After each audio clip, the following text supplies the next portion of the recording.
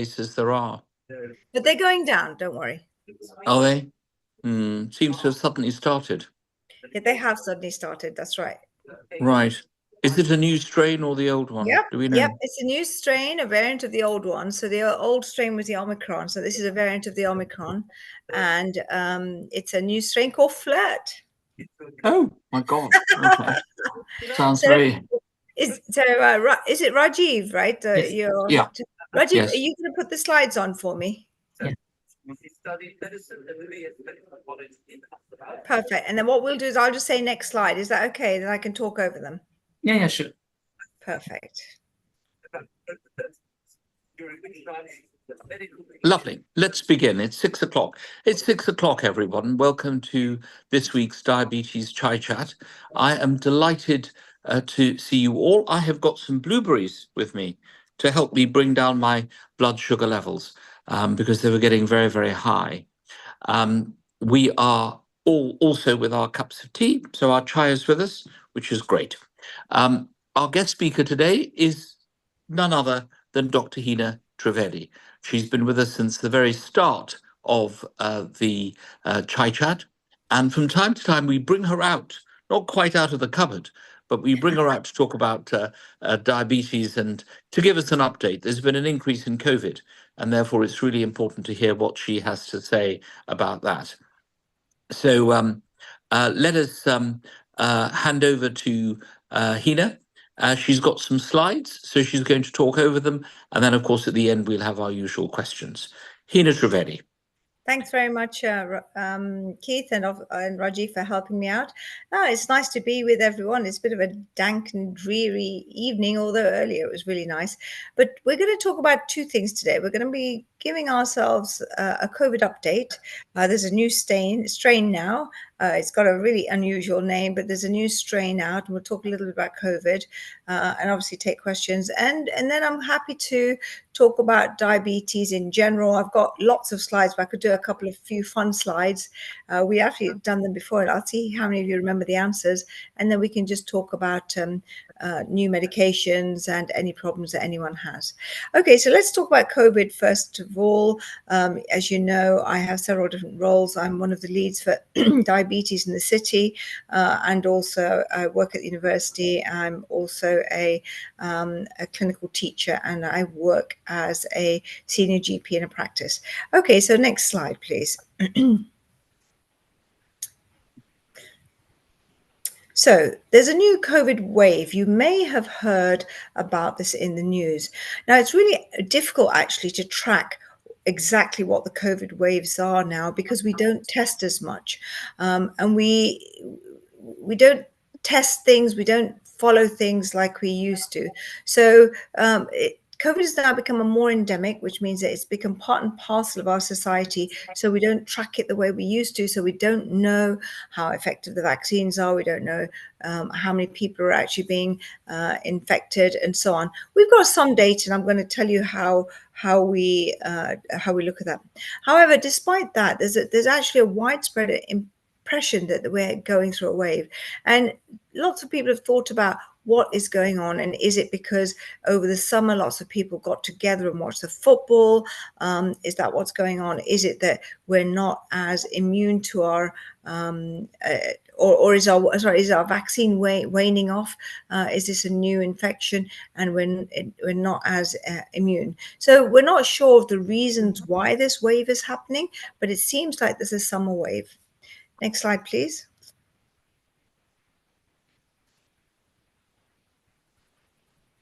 And so what is this wave? So the new strain is called Flirt. It's got a really funny name, isn't it? So F-L-I-R-T, and this is the new variant of COVID. It's actually a subvariant of the Omicron. You may remember that we had the Delta and we had all these other different names. The Omicron was the last variant that we were really worried about. And this Flirt variant is actually a variant of the Omicron. Now, in America, they've actually surveyed it, got much better surveillance. And what they did was they looked at the type of Omicron variant it was, and they called it KP1, KP2, KP3. And what they found that even in America, there's been a surge of cases, and they found that actually recently that a KP3 was responsible for just over a third of all the COVID cases. KP2 was about a quarter of them, and KP1 was about 9.2%, so just about 10% or so. And when we've looked at the England data, it looks like it's the KP3 which has driven the rise for cases in the UK. Although there's small numbers. So next slide, please. So FLIRT is the new variant. That's what it's called. Now, what are the symptoms of COVID? So let's just go through and do a recap of what type of symptoms COVID in general presents with. So we all know if you have a high temperature and chills, it may be that you may have a virus. It may not be COVID, but it could be COVID. So think about an illness with all the other symptoms, not just a fever. But fever is something that makes you think, you've got an infection. Is it a virus? Is it a bacteria? Is it COVID, which is a virus? Then a new cough. And if you've got a continuous cough, which means you're coughing more than usual, coughing more in an hour, at least 3 or more coughing episodes in 24 hours, you start thinking this could be COVID, because most of the time COVID affects the lungs. Okay. And then a change in a taste or change in a sense of smell. Remember, that was one of the cardinal symptoms of COVID. So you could have a fever, you could have a cough, but if you get a change in the sense of taste and smell, it's very, very likely that you could have COVID. Now, sinusitis can also do this, but I think when you have all of these symptoms together, start thinking about COVID. And then, of course, if it does affect your lungs, you can start getting really tired and you can get short of breath, you start aching. But again, all of these symptoms are of a virus as well. And then slowly as the variants started appearing, people started getting more headaches and started getting sore throat and a blocked and runny nose. We're still on the previous slide, Rajiv. So there's lots of different symptoms. So we talked about temperature, we've talked about cough, a change in sense of taste and smell, and then lots of other symptoms, which could be the flu. So feeling tired, being short of breath, aching all over, having a headache, having a sore throat, a runny nose. And then the other symptoms now that are becoming more prominent are actually the gastrointestinal symptoms. So people have now started feeling like they're losing their appetite, they're getting diarrhea, and they're feeling sick. So next slide, please. So any of those symptoms can be COVID. Now, what are these COVID symptoms? So FLIRT has been identified as having the usual fever, chills, cough, runny nose, stuffiness, and so on, all very similar to a cold, okay? But it also has the gastrointestinal symptoms. And actually, Omicron was like this as well. Luckily, our testing still is able to pick up the FLIRT variants, and we've still got treatments. Paxlovid, which is one of our very tried and trusted treatments, is still effective. So don't get alarmed, don't get panicked. I just want to tell you about this new strain. I've got still several more slides to talk about. We've got a new strain. We can test for it and we can treat it. Okay, next slide, please. So again, we talked about what are the symptoms that are more suggestive of this variant.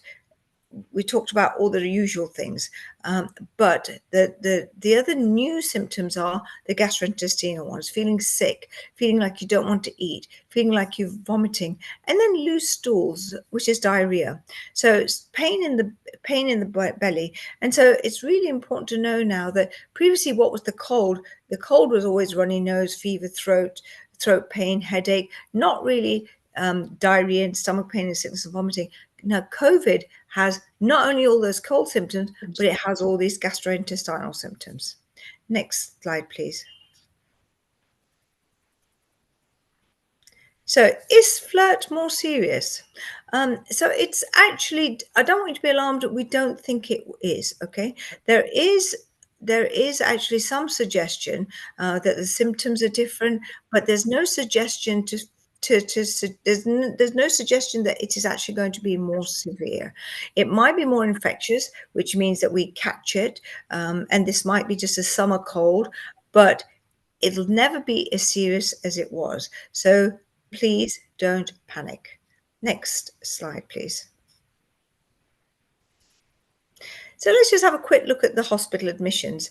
What happened is that the hospital, so we can check for COVID by doing COVID testing. We don't do COVID testing now. In fact, COVID tests aren't even available online anymore or through NHS England. They're only available through a pharmacy, and we'll go through that in a minute. So we don't really have a good sense of how many COVID cases are there. But one thing we can do is when people are admitted to the hospital, we can test them. And so we know then how many COVID cases have been admitted. And we've seen that there is a slightly higher admission rate in the hospital. And in the week prior to 14th of July, we had 4.35 per 100,000 people compared to 3.72 just the week before. So it looked like just the week of 7th of July, there was 3.72 people per 100,000. And then the week before, the 14th of July, there was actually slightly higher number. So it looked like it was going higher. But look at the next slide, though. Now, although we in England don't test for COVID, there are other ways of testing. So one thing we can do is look at our wastewater. When we look at our wastewater, we get fragments of genetic material of the virus, and they can be found in wastewater, and we can get an idea of how many COVID cases there are. So these fragments can be used to detect the presence of COVID-19 in a population. But that could be people who are asymptomatic, and it could be people who might not even be aware they have an infection, and it may be the people who are aware. So it's just about how much COVID there is in society. So next slide.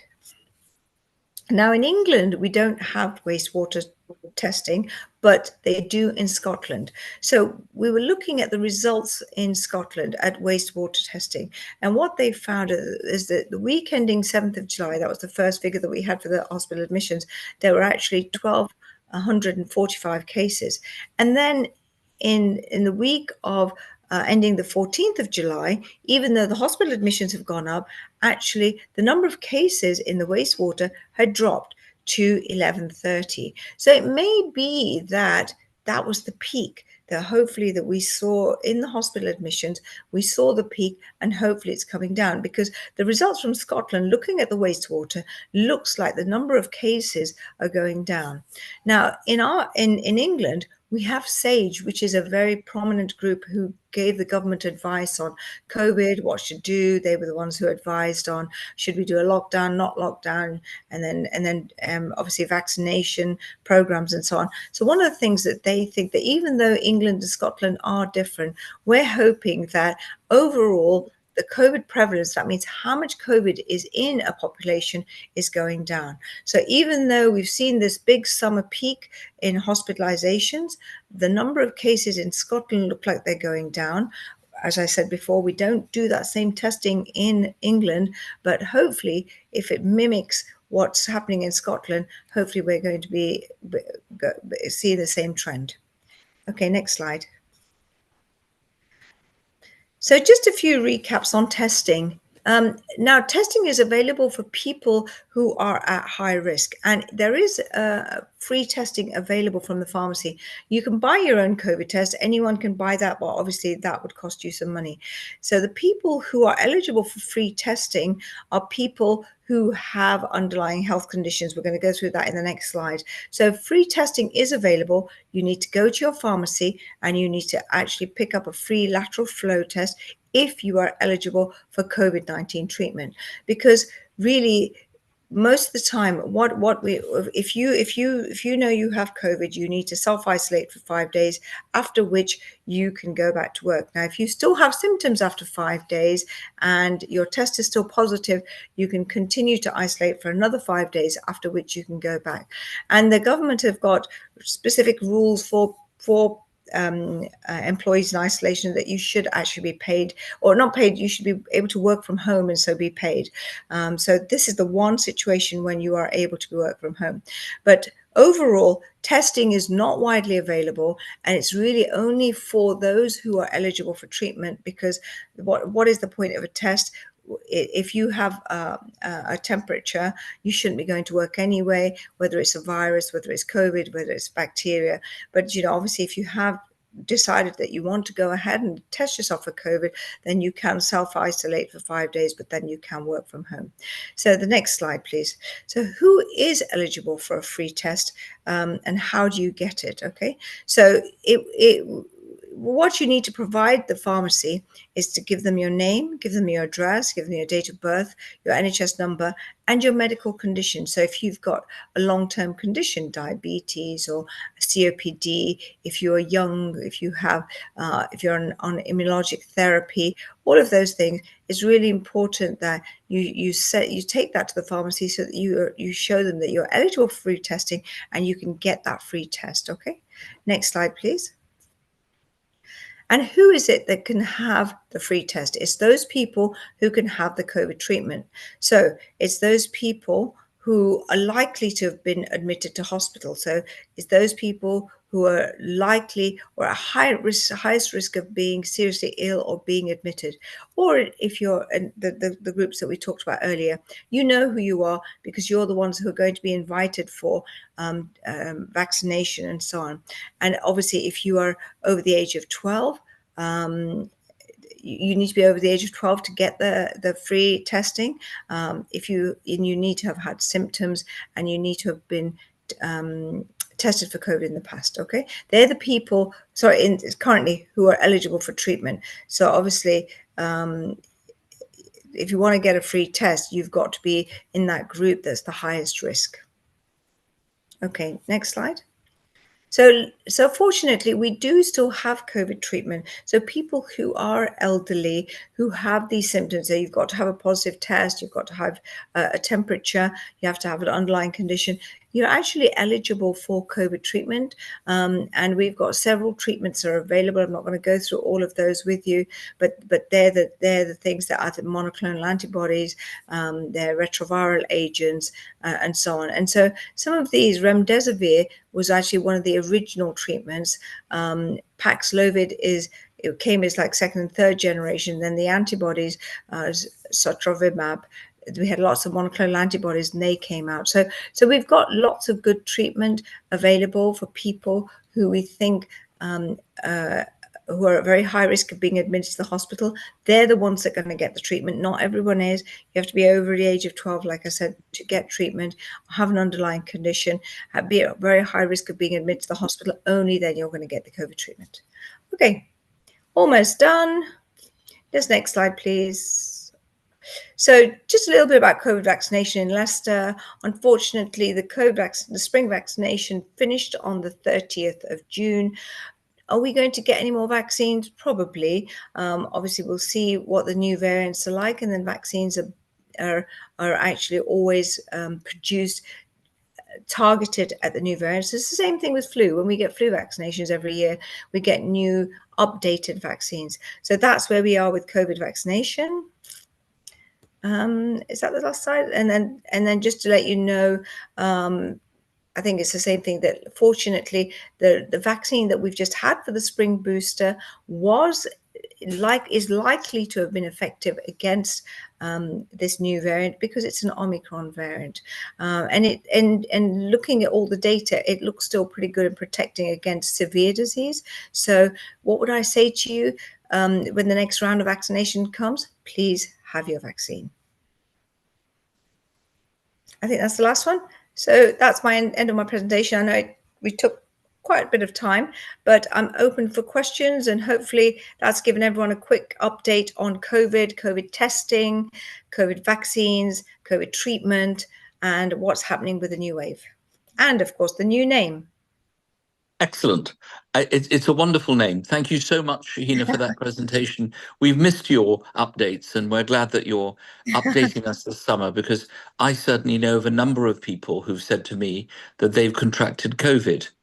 And therefore, I think it's important that we know exactly where we can go in order to get to our treatment. So thank you for that and all the work that you do in the local NHS.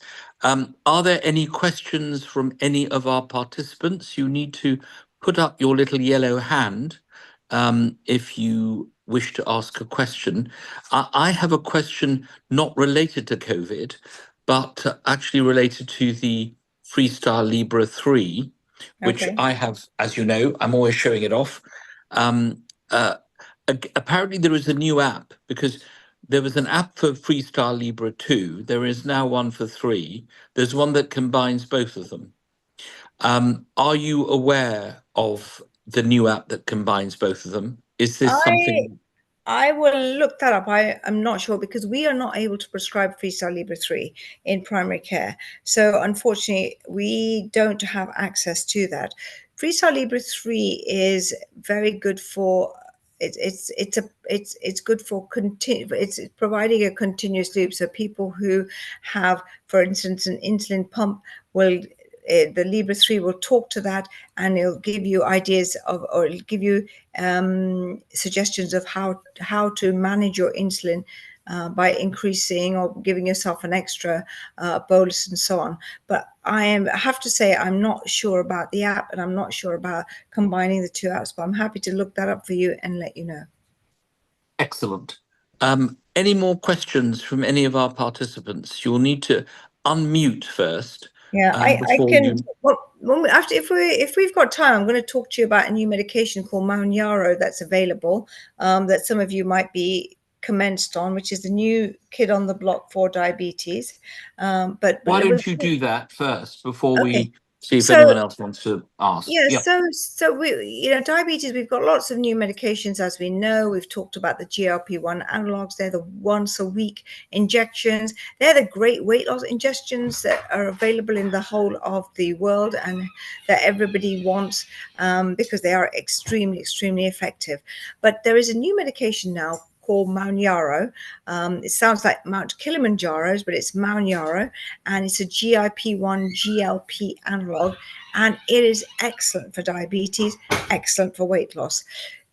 We had a worldwide shortage of GLP-1 agonists because I think everybody was using them to lose weight. And Mounjaro came in at a very good time. Very expensive, but a great medication. I don't know if any of our listeners are on it, but it's a great new medication. Very similar to Trulicity or liraglutide, Victoza, or Ozempic, semaglutide. Some of you might be on any of those. So it does cause a little bit of nausea, but more effective in reducing your hemoglobin A1C and much more effective for weight loss. Anyone on it so far? Anyone heard of it? Or is it a new thing for everybody? It is new. I mean, I've started prescribing it in my practice. Probably got about, I'd say about 7 or 8 people on it. Mm-hmm. People looked a bit stunned by what you said. Oh, well, No there we go. questions on that. Then we can talk about that next time. So COVID, I mean, it's a good COVID update. It's important that we realize that we actually can't get COVID tests for free anymore. We'd have to buy them, but there are some people who can get them for free. And then we were explaining about the new variant, which is great. Excellent. Wonderful. Since we have no further questions for you, Hina, thank you so much for your update. Yes. You've left us all speechless. I Oh, think yes, we have one question. I think Jason, just when we were about to go, Jason has a question. Unmute and ask. Okay. Hina, you know this Mounjaro. Mounjaro, yeah? Mounjaro, is it for everybody or the people who are fat? So it is better to use in people who have a slightly higher BMI. Unlike you, most diabetics do have a slightly higher BMI. In fact, the people who are slim, we'd have to be very careful with, because it's people who are very slim and diabetic. They could be type 1, or they could be a LADA, which is almost like a type 1. So it's really important to get the right profiling. So it's for type 2, usually with a higher BMI and poorly controlled diabetes. Okay, thank you. Okay. Thank you very much, Hina. Thank you, Jaysuk. Excellent explanation. I think we are question free. Nobody else has put up their little hand, so we are done. Thank you very much. Okay, thank you. Let us go over to Dr. Ankita, who is going to give us, I think, the headlines of the week. Dr. Ankita, are you there? Hi, I'm Which here. surgery you are, Dr. Hina? Oh, sorry, Really? sorry. Just before that, I think So just one, Lolita has a question. I just wonder which surgery do you work? Oh, Hina? I work at Horizon Healthcare, which is so that we have two surgeries, one in Evington and one on Loughborough Road. Because you were in my surgery, but I don't see you anymore. That's why I thought I'll ask Yes, you. Where you moved to. unfortunately, I left there about 7 years ago. Because Dr. Okay. Trivedi was my GP. So Yeah, we all Okay, remember him. Let us go on to Dr. Ankita. We've for the second time. You have some questions. You have some headlines for us, Dr. Ankita. Yes, I do. So the first one is weight loss drugs given the green light to tackle heart problems. So semaglutide, sold under the brand name as Wegovy, is an anti-diabetic medication used for the treatment of type 2 diabetes and is an anti-obesity medication. So it's got the approval from the MHRA as a drug to help reduce the risk of cardiovascular problems such as heart attacks and strokes in people who are overweight. The next headline is health benefits of turmeric. So a 2020 study found that curcumin, an active compound in turmeric, has a range of health benefits and is associated with anti-inflammatory, anti-cancer, anti-diabetic, anti-diarrheal, antimicrobial, antiviral, and antioxidant properties. So consuming turmeric with black pepper enhances its absorption by 2,000%. And the last headline is that the UK Labour Party to reintroduce tobacco ban. So the UK's new Labour Party will introduce the tobacco and vape bill, which plans on banning people who are born before January 2009 from buying any cigarettes.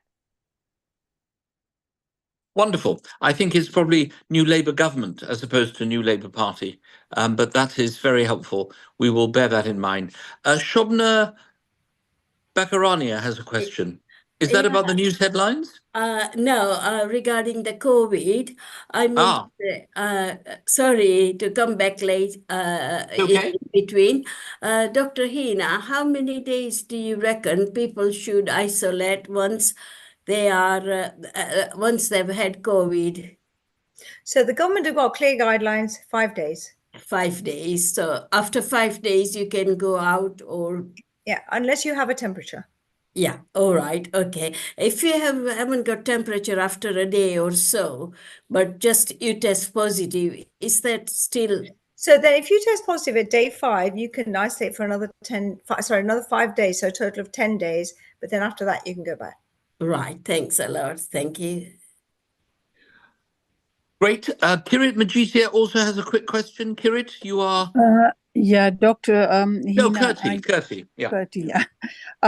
I wanted to ask a question, Dr. Hina, about injections taken for losing weight. Mm-hmm. I did go on some tablets. I don't remember them, but they didn't suit me, so I had to come out of it. Right. You probably went on semaglutide with Wegovy. That in the news update just now, we just had that says Wegovy, which is semaglutide tablets, have now been approved for heart. So there are injections. They're called GLP-1 analogs. There could be something called Ozempic, which is semaglutide. It could be Trulicity, which is dulaglutide. It could be Victoza, which is liraglutide. All these medications, they were used for diabetes, but they showed a great weight loss. We're talking about 4 or 5 kilos, which is amazing because the only other treatments we had, like insulin, causes weight gain. We have something like gliclazide causes weight gain. Metformin is weight neutral. Now the SGLT2s cause a little bit of weight loss, but only maybe half a kilo or maybe up to maybe possibly a kilo. But these GLP-1 injections can cause 3 to 4 or more weight loss, kilos of weight loss. Mounjaro, the new one, can cause can actually produce at least 6 to 8 kilos of weight loss. So we're talking about a lot of weight loss. Now, the trouble with these injections is that they are approved by NICE. They are approved by NICE for weight loss, but there was such a worldwide shortage that we're not allowed to prescribe them for just purely weight loss. You have to have diabetes and a high BMI for us to use them for weight loss. I'm sure there are going to be dock in the boxes and private clinics that want to do this, because it's going to be the biggest business ever, isn't it?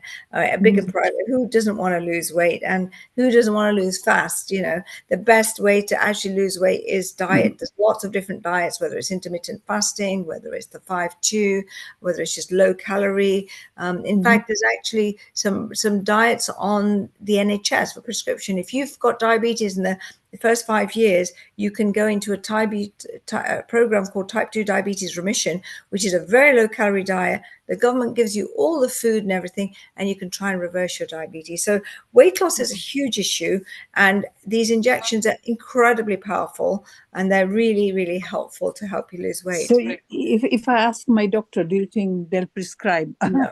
Well, if you've got diabetes, you could Yeah. say, can I use it for my diabetes and it will help me lose weight? Yes. If you don't have diabetes, no. No, I do have diabetes, and I do want to try something to lose weight. Yes, so then try this. So try these injections. So these tablets can cause a lot of nausea. So can the injections. But these injections, if you start them slow and then work up and just try and tolerate the nausea, they're very effective. Oh, that's great advice. Thank you so much for your help, for your advice. Okay. Lovely. That Thank is amazing. Thank you so much to Kirti for that, and of course to Dr. Hina. We have a partnership which we have established with a health group in Leicester to do some free diabetes testing. It's going to be every day between 10 and 12. I think Rajiv has a slide which will come onto your screen, and we'll send it to you. Oh, it's a very small slide. So small that we can't see it. Just pinch and you make it bigger. Oh, there we are. We have to pinch it. So this is at 169 Melton Road. It's with Healthia.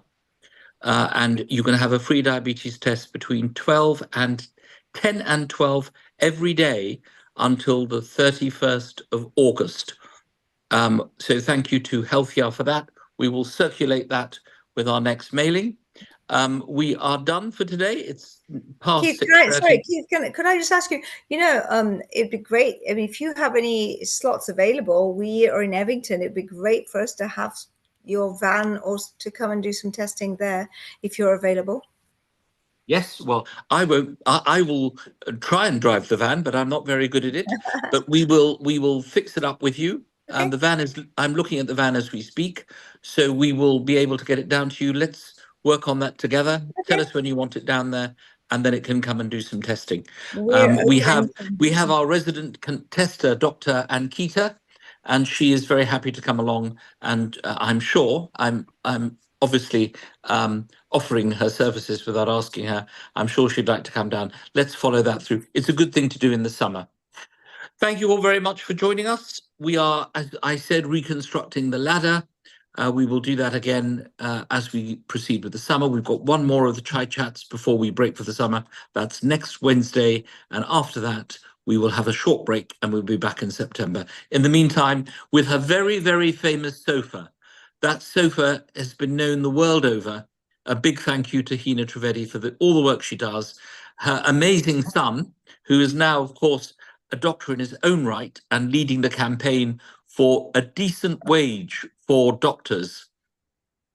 Absolutely, A&E doctors. So big thank you to your son, Hina. And we'll see you all again next week at 6 o'clock. Thank you to Rajiv, thank you to Dr. Ankita, to Hina, and to all of you for joining. See you next week.